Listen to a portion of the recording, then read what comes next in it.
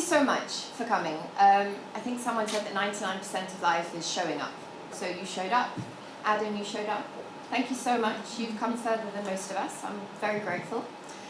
So the world got super small for 2 years, and when we put together this showcase of our latest finds, we wanted to talk about the global puzzle pieces of design and how they come together. Are you happy with being called a puzzle piece? Absolutely. Perfect. All right. So we've got a fantastic puzzle piece here today. Adam is the design director and creative director of OKHA. He lives in Cape Town. I want to live in Cape Town, so if that's okay with you one day. I don't know if anyone knows that I'm South African. Obviously, Stefan's Scandinavian or hangs over the door, so you get that as a signpost. But we've been collecting makers, brands, pieces for 17 years, and they've just not been South African. The pieces have not been from my home country. So when these pieces arrived from OKHA, just with a really unmistakably South African flavour, I was so excited to speak to you about how you created them. So I'm going to sit down, I'm going to let you talk, and I really want to hear about your design journey to OKHA. Okay, thanks so much for that introduction, and it's really a real pleasure to be here, and actually very humbling to be here as well. I mean, we're in Cape Town, which is very, very far away. It's on the southernmost tip of Africa, and here we are presenting our products in Chelsea, in the middle of London, in a beautiful environment, so with incredible designers in this showroom, and it's something we've always dreamt of, being displayed in such an environment with such prestigious names. We're here, and it's, like I said, it's actually very humbling to be part of this, and thanks for the invite, and it's really, really a great pleasure to be here. Oh, that's great. Thank you. Now, I'm South African. These pieces were born and made in South Africa, but you're not. Tell us about your design journey to Cape Town. Long story. Okay, yeah. I'm not South African, I'm English, and I lived in Cape Town for more than 10 years. Prior to that, I was based in London, and I worked in the film industry in London, actually. So I'm not a trained designer in any way. I didn't study design. I'm an art school dropout. I went to Camberwell School of Art here in London, and I don't think I even finished the first year, actually. And I wanted to work in the art world and produce art. And I thought, I don't need to go to college for that. I can just get a job somewhere in a gallery and produce art and just live art and be part of the art world and do things that way. So I worked in an art gallery in Notting Hill called the Crucial Gallery way back, and produced art.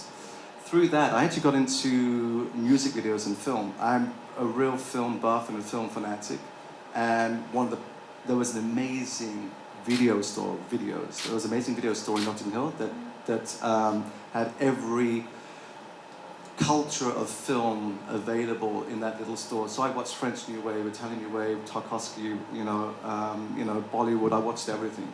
And I got fascinated by film, and I started working in music videos. And I love music, so I had film and I had music, perfect combination. And at the time, music videos were very experimental, they were very expressive, they were short films put to a soundtrack. They were evocative and they were moody, and I think that's what I want to do. I want to do that. So you wanted to tell stories? I wanted to tell stories, and I wanted to create mood, and I wanted to express a sentiment. I wanted to create things that were evocative of a mood and of a feeling. But then how did you move into interiors? Okay, well, I jumped from London to LA. I was in LA for 6 years, more film. And then I went from LA to Paris. I was in Paris for 5 years. And I worked in South Africa for nearly a year in film again. And it's when I was in South Africa that I thought, wow, what an amazing country. I mean, phenomenal. And I was with my girlfriend at the time. We started to explore the country. And we found all of these crafts, which I'd never ever seen before. Incredible things made by hand. And because I was on the outside looking in, I really was like, these things are magical. These things are really incredible. And they weren't really acknowledged in South Africa as having value. They were like, it was like street craft. And I thought these things have huge potential. And the people who were making them, I said, could you make it this way? And could you make it this shape or this size? And could you use this color? And I started to like interfere with their process. We call it collaboration. Yeah, I was interfering. and during the period that I was in South Africa, we ended up almost like shipping half a container load of this stuff back to Paris. And through various kind of like good timing and sort of synchronicity, it so happened that the buyer from this Le Musée des Arts Décoratifs came to our apartment for dinner one evening, and she saw all these things that were scattered around the apartment and asked where they came from. And I said, well, I just come back from South Africa. And she said, I want to put them in the store. So she put these things in the store at the museum. Next week, she said, we've sold out, we need more of this stuff. And then that grew. That grew, and we decided we need to do a trade show. So we did Maison et Objet in Paris, which I'm sure you will know, Maison et Objet. But we didn't have a table to put anything on. And literally, we needed to kind of present these pieces. So we're now traveling backwards and forwards to South Africa 4 or 5 times a year. We were getting involved in all different kinds of materials and handcrafts and these sorts of things. I was designing the stand to present the objects, and we didn't have furniture that I wanted to put things on. So we had to design the furniture. Voila.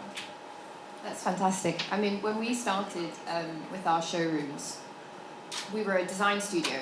And if I'm allowed to cut back for 1 second, the parallels between you and Stefan are crazy. So he was a dropout of engineering school and then went to film school. We met on a film set.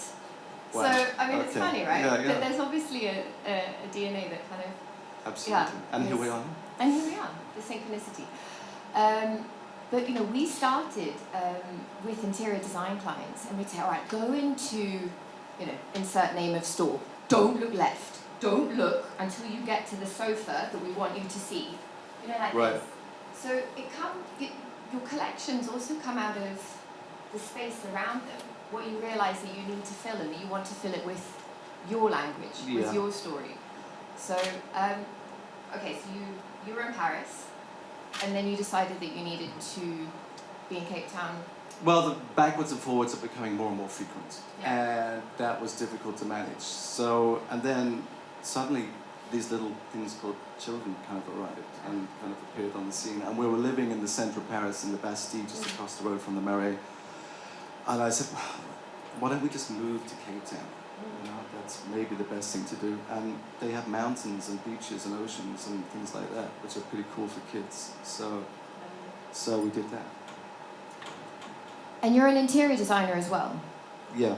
So I want to know how many of your pieces came, we call them questions of living, right? So something pops up and a client says, you need to solve this problem for me.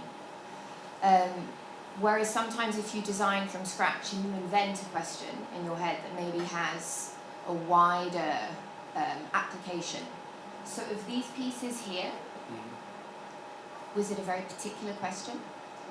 Yeah, they came about via a project. There was one project I was working on in Cape Town. We were doing this penthouse, and it was a multi-story penthouse in Clifton. Clifton is along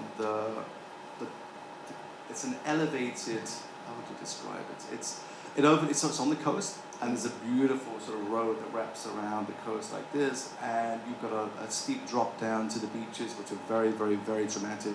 It's kind of like, it is like sort of, you know, pristine real estate in Cape Town, views, ocean, very exclusive. And we're doing a penthouse apartment there that overlooked this huge expanse of coastline. And it was a very, very awkward space, a really awkward space. And I was like scratching my head. And you know, you work on plan, and when you work on plan, it's very abstract.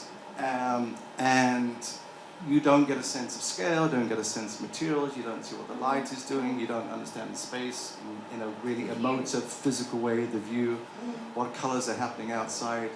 what happens in the morning, in the afternoon, etc. So I went to site, and sometimes I'll just sit on site all day, and there's just a shell, and just trying to visualize things. And then we had to do a seating area, and I thought, oh, you know what, I have to draw this on site. So I just got rolls and rolls of brown paper and taped them to the floor, and I drew this thing here, this sofa here. So I wrapped it around a column, and there was a stairs here, there was a column there, and it was difficult. And I thought the only way I can do this really effectively is to draw it to scale on the floor. And then this was born out of that, because then this had to interact with that, and they had to have a dialogue. And then basically these two pieces then informed the design direction for the entire rest of the project, basically. And also, I've never worked in sort of sensual feminine forms before. I was very much linear geometry, very kind of clean lines, very sort of masculine. And this was like a whole new direction for me to work. Oh, let's explore our feminine side and put some curves in here. And well, I was reading in your manifesto this morning that you draw by hand. Yeah. So that's important to you. So there's something organic. Really important. I mean, and I'm really, really anal when it comes to drawing things by hand. And lines have tension, and they have emotion. Lines definitely have emotion, they have tension. And when you draw by hand, you are basically almost kind of bypassing your sort of mental sort of faculties, and it's really like, how does this feel? Does this feel right? Is that movement right?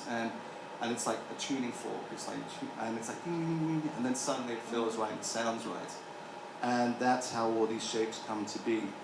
And I'm completely computer illiterate. I don't do any CAD or anything like that at all, and thankfully people around me do. But I have to draw things, and I make things as well. Actually, I make things a lot. I make models of things. We talked a little bit yesterday. I explained to you our idea of the red thread. So it's the Scandinavian or Northern European notion. I thought you were talking about Levi jeans. Were you? The red thread? No. Inside of Levi jeans. And there's a red thread in Chinese mythology as well, right? The red thread that kind of binds lovers. And, you know, there's this lovely notion of this thread that snakes through, or that binds a creative conceit. And so at Tollgard we think about it as the connection between environment, architecture and identity. You know, so we're trying to sort of put our client into a space and tell a story that could only have come about because they chose to live in this particular place with these vernacular ingredients in this size, shape or building, and it's their story. And so I asked you, you know, if you have a red thread or a creative DNA that binds everything. I think it varies from project to project. I mean, whether it's something that you pick up and learn from your clients if you're doing a project. But for OKHA, you OKHA. had a great answer. Yeah, you know what? Yes, because I remember now what I said. Yes. Actually. Yes. I mean, because I studied fine art and I did a lot of sculpture. I love making things with my hands, which is why I still make models of things. And you make discoveries when you actually build something. You don't come to experience or realize when you draw something. So making things was always a much more informed process for me. But I have always wanted, and it's very important to me, you've got to view everything from every angle. You've got to be able to move around it as you would a piece of sculpture, as if it were on a podium. And it has to be able to hold that space. It has to be able to stand alone. It has to kind of validate itself. Not that it needs to shout or scream, because it doesn't need to do that, but it needs to have a quiet confidence to it, and you've got to be able to appreciate it from every angle. So, even if a sofa's pushed up against the wall, which I don't like doing anyway, but I mean, you should be able to pull it away from the wall, and it's beautiful from that angle and that angle, and a dining chair, a bar stool. We see dining chairs and bar stools, you see them from the rear perspective all the time. That's where you see them mostly. Yeah.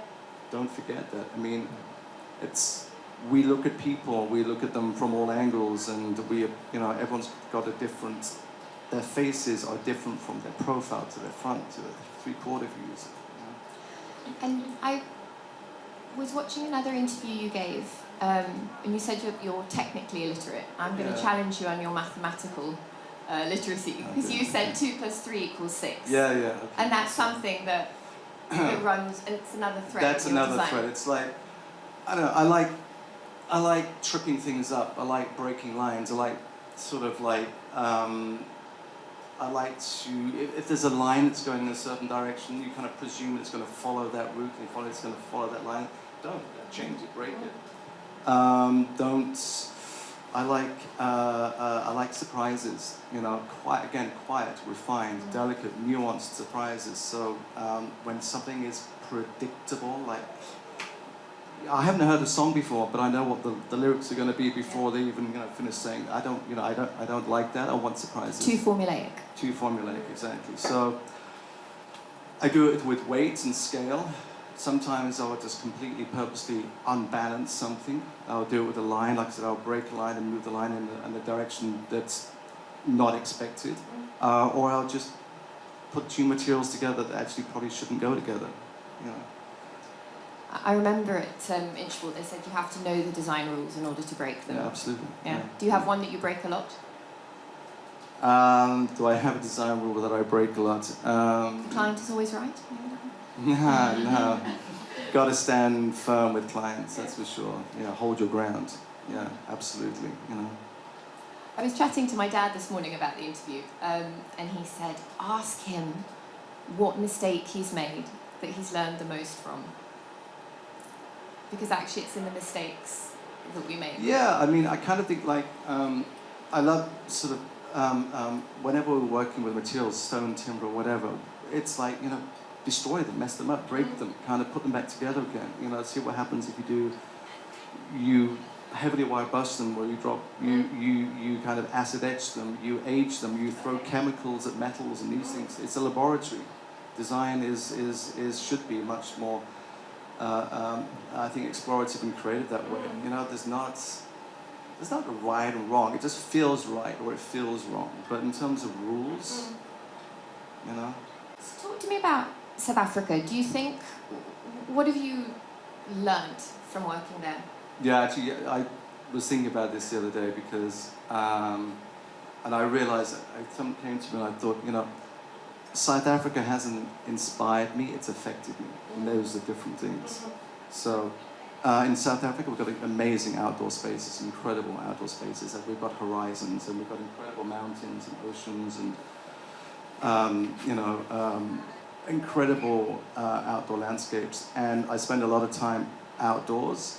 And in a way, I can't say, oh, the mountain has inspired me. It hasn't inspired me, but it's affected me. So it's affected me in terms of how it makes me feel, the space it gives me emotionally and mentally, and how that allows my mind to wander and create in a way that it wouldn't do in an urban environment, in an apartment in London. So it's very important to me. I mean, sometimes I'll drive along the coast and go and sit on a rock, read a book, sort of like chill out a little bit, let my mind wander, and there is just an endless space in front of me. There's not a visual obstacle, and there's not a mental obstacle. And the materiality, the ingredients that you're allowed to play with? I think, like, you know, we live indoor, outdoors.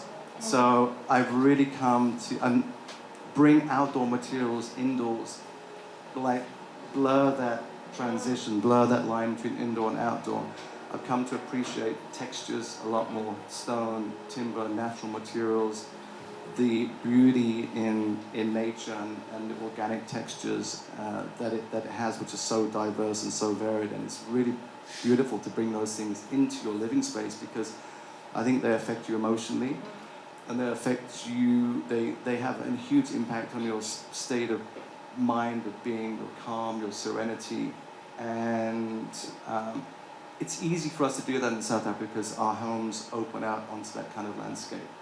And there's not a brick wall and a window we open. We step indoors, outdoors, just across the transition line.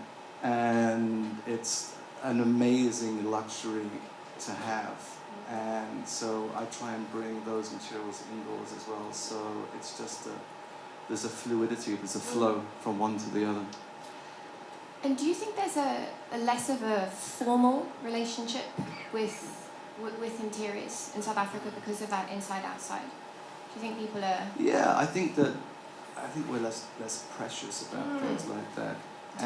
Do you find that you're allowed to, you know, we've got coasters everywhere, right? Yeah, but also we don't don't decorate our spaces because we don't need to decorate them to the extent you would decorate an apartment, you know, in Europe somewhere, because there's so much visual information externally, and you sit inside and you engage with the exterior. So you don't need to over-embellish and layer up your internal spaces, because you don't want to be in conflict with what's happening externally.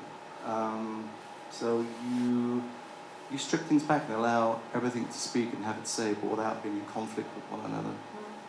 We often talk about the hero of the piece, you know, when we build an interior. And you're right, you don't want one to take all of the attention. They have to work together. But do you have a hero that you've designed that, I mean, I know you're not allowed to play favourites with your children, but with your other creations, is there something that you love? Or are proud of? Yeah, hey, just I mean, like, of the I'm like, difficulties. it's kind of like, I don't know, designing is kind of like you write a letter, you post it, goes in the mailbox, and off it goes. You know, it's kind of, I'm kind of like that. So because you don't look back? I don't really look back, I really don't. And in the process of designing one thing, you have 10 ideas for other things. So I'm eager to get to those other ideas.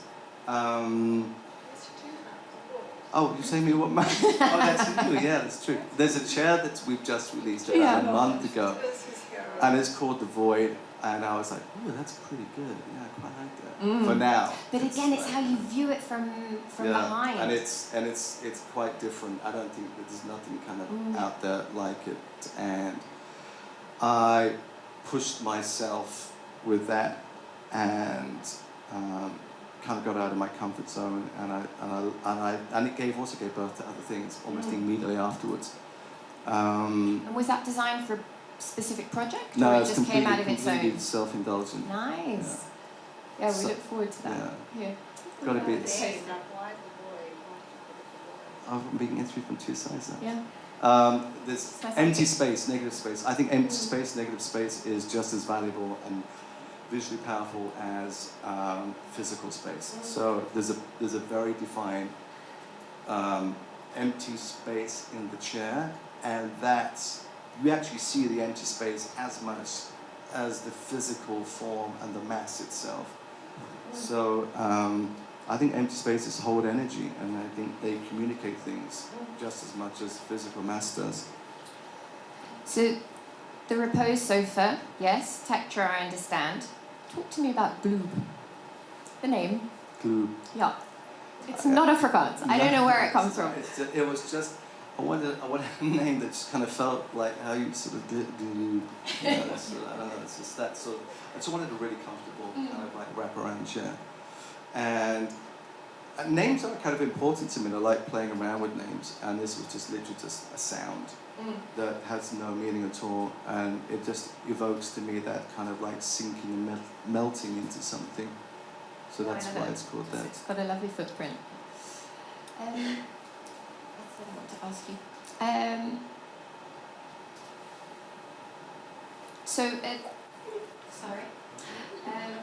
A piece of advice that you'd give an aspiring designer today?